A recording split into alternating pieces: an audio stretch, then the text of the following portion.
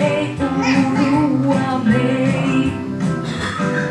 Ja, då läser du i essen om vår landstingspolitik som i brist på sekretessen har gjort en och annan rik.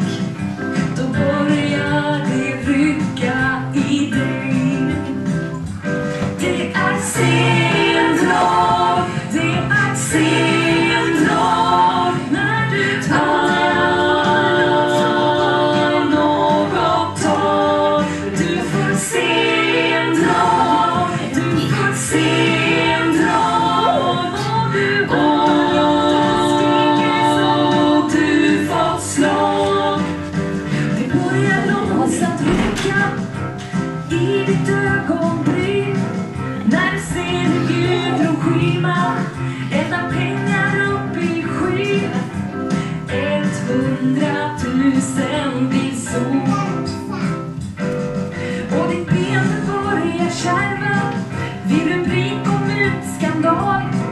Det är Sveriges största härva som såklart det kommer